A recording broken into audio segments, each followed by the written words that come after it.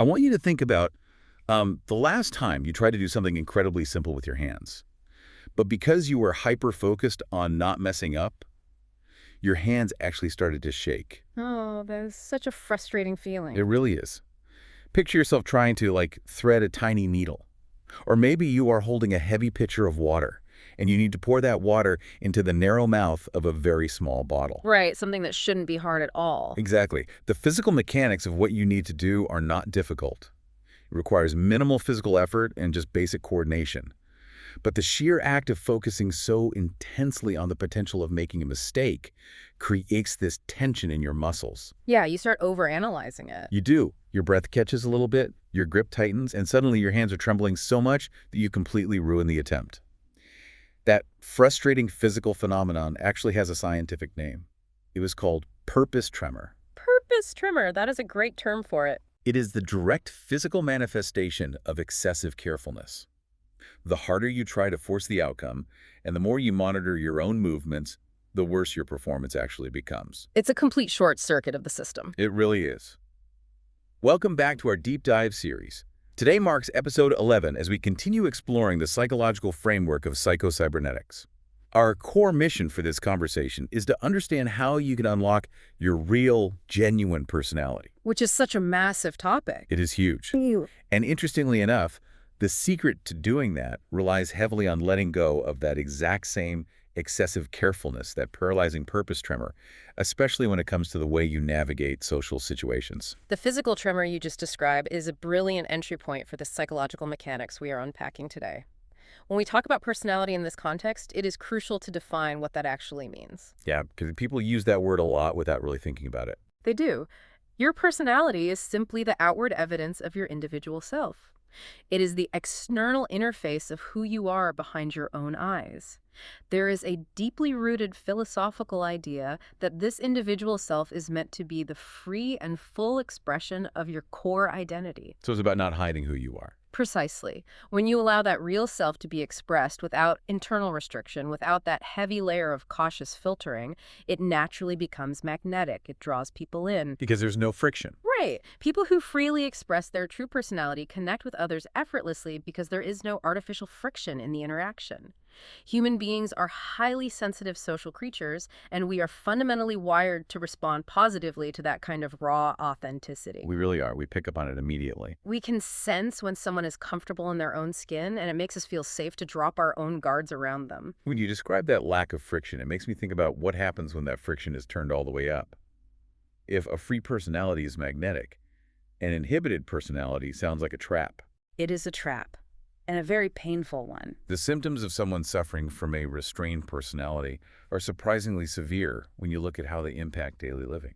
We're talking about crippling shyness, a constant hum of exhausting self-consciousness, and even unexpected flashes of hostility towards others. Because that tension has to go somewhere. Exactly. It can manifest as chronic insomnia, where you are lying awake at 3 in the morning, staring at the ceiling, agonizing over a minor conversation you had 3 days ago. We have all been there. It brings this generalized nervousness and a heavy overarching irritability that makes it difficult to just get along with people. But what strikes me the most is the internal isolation of it. The internal experience is the hardest part. The true frustration of an inhibited person is not necessarily that people do not like them. It is the agonizing inability to just be themselves. They feel locked inside their own minds, possessing all these rich thoughts and feelings, but they are physically and mentally unable to let the outside world see who they really are. That feeling of being locked inside your own mind reveals a fascinating mechanical failure in the brain's processing system. Psychologically speaking, an inhibited personality and excessive negative feedback are the exact same thing. Excessive negative feedback. Yes. To understand why we trap ourselves like this, you have to look objectively at how the brain utilizes negative feedback in any functioning system. The true purpose of negative feedback is merely to course-correct forward action. So it's not inherently a bad thing. Not at all. It is equivalent to a subtle internal nudge saying you are slightly off course, take corrective action to get back on the center line. It is not designed to stop you in your tracks. It is designed to keep you progressing toward your target. Like driving a car and just keeping it in the lane. Exactly. Think of a professional voice teacher working with a student. The teacher might advise the student to record themselves singing or giving a speech. The student then listens back to the audio file as a method of improving their enunciation. Right, they're looking for the mistakes. By hearing the negative feedback, which are the specific errors in pitch or speech that they simply had not noticed while they were performing, they can identify the specific mistake and correct it. They use that friction to improve their next attempt. That makes total sense. However, when our internal mechanism becomes hypersensitive to negative feedback, the entire system breaks down. We overcorrect. Instead of progressing smoothly toward the target with minor adjustments, we start doing these exaggerated, erratic lateral zigzags. We overcompensate. Or worse, the system becomes so overwhelmed by the feedback that we freeze and stop our forward progress altogether. We become so intensely focused on avoiding a potential error before it even happens that it causes a total inhibition of our natural, spontaneous response. This feels highly counterintuitive to me. Wouldn't paying more attention to what you were doing naturally make you better at it? You would think so. It seems logical that if you consciously monitor every single word you say and critically analyze your mannerisms in real time, you would catch your mistakes and perform better. But it sounds like you were saying this hypervigilance is exactly what causes the poor performance in the first place. It is the core reason for the failure. If I'm understanding this correctly, it is the social equivalent of the purpose tremor.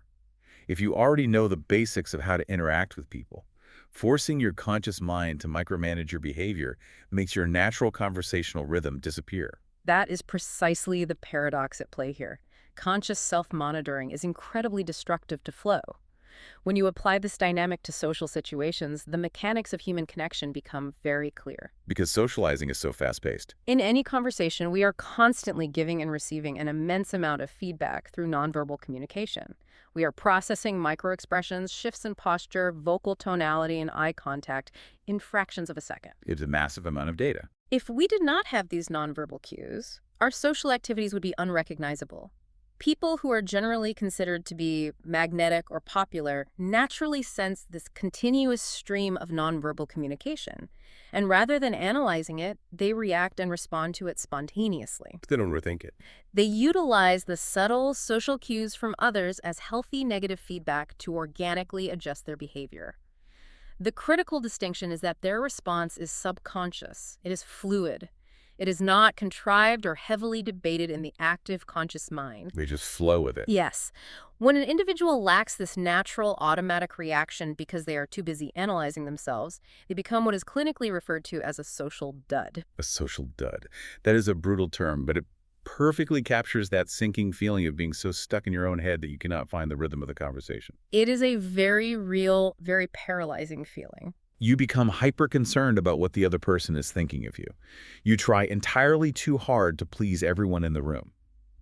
And by doing that, you generate this massive, impenetrable wall of excessive negative feedback for yourself. You build your own trap. You become so careful to make a good impression that you ironically inhibit your own creative self. You freeze up. You start overthinking where you are resting your hands. You start monitoring the pitch of your own voice. And you lose the actual human connection happening right in front of you. It blocks the authenticity. Why do we do this to ourselves?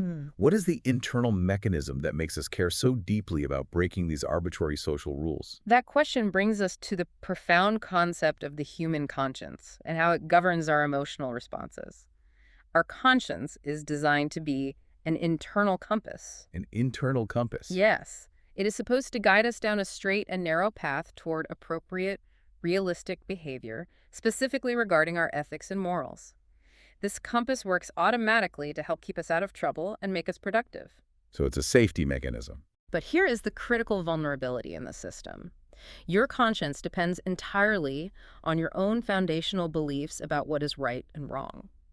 If your basic beliefs are true, realistic, and sensible, then your conscience is an incredibly valuable ally in navigating the real world. It keeps you safe. It acts as a reliable guide. But a compass only points to the magnetic north it is programmed to find.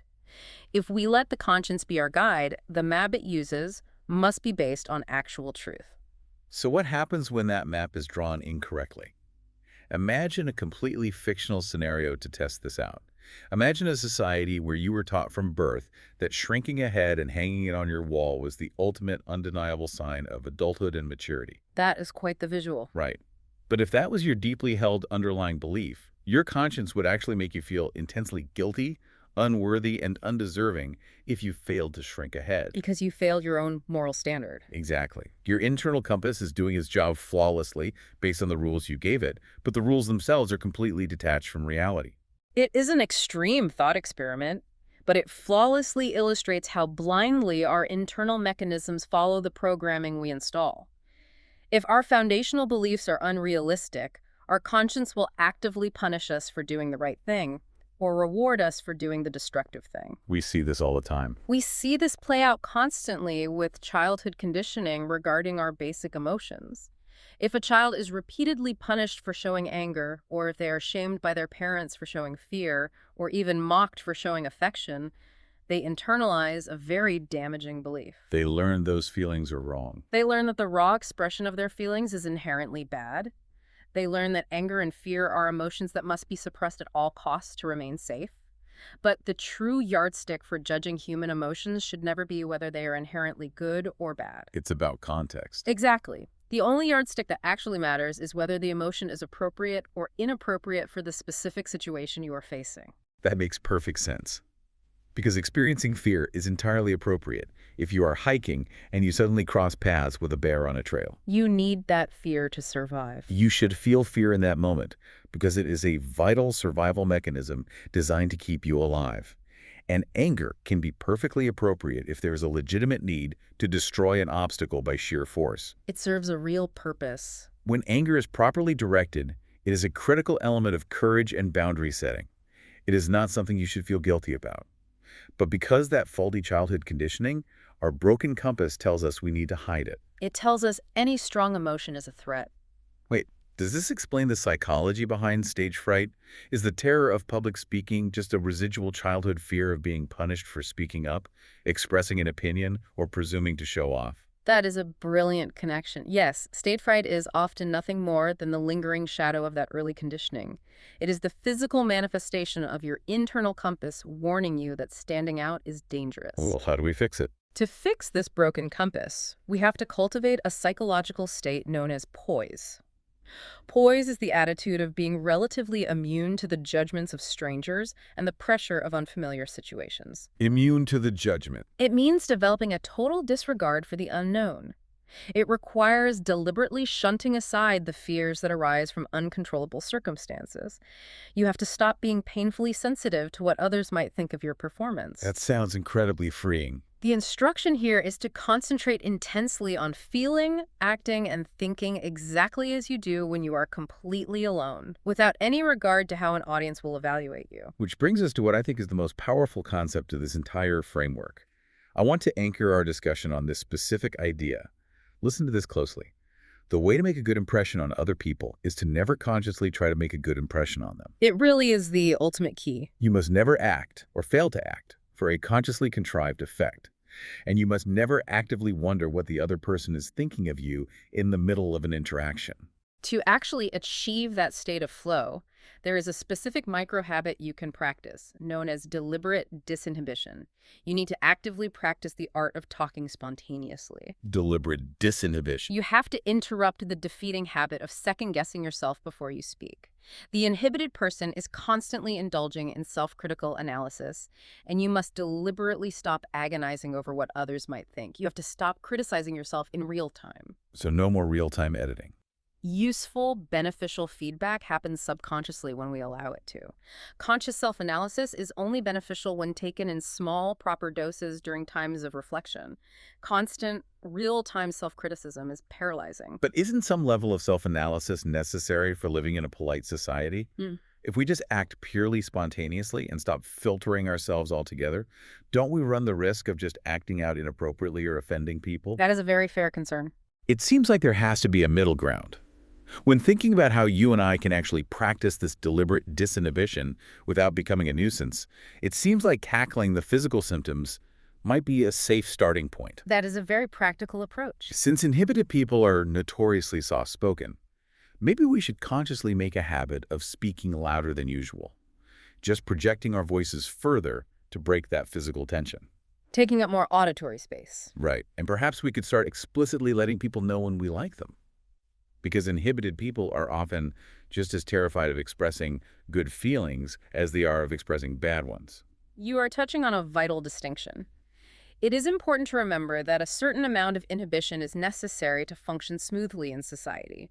We need basic social awareness. We can't just be wild. Exactly. But for those who are suffering from an excess of inhibition, a heavy dose of spontaneity is the exact cure required to bring the system back to the center. It is not about becoming reckless. It is about trusting your internal. So it brings you back to normal. Practicing speaking louder and freely expressing genuine appreciation are excellent, specific, actionable steps to stretch those muscles of spontaneity. It really is about finding that balance. I encourage you to take immediate action on this concept of deliberate disinhibition. Go out into the world today and practice being just a little less careful and a little less conscientious in your conversations. Test the waters. Remember that balance and harmony are your ultimate goals here. Shedding that heavy cloak of excessive internal criticism is the very first step toward unlocking that genuine magnetic personality that is already waiting inside of you. That has always been there. Do not let the purpose tremor dictate how you connect with the world. And before we wrap up, be sure to like and subscribe to get notified about our next deep dive, because we have plenty more to explore in this series. Before you move on with your day, take a quiet moment to reflect on your own internal compass and the societal rules you blindly follow. Ask yourself this: if your conscience only reflects the arbitrary rules you were taught growing up, what deeply held belief about being polite or being good is actually just a false setting on your compass, secretly keeping your most genuine, magnetic personality locked away in the dark?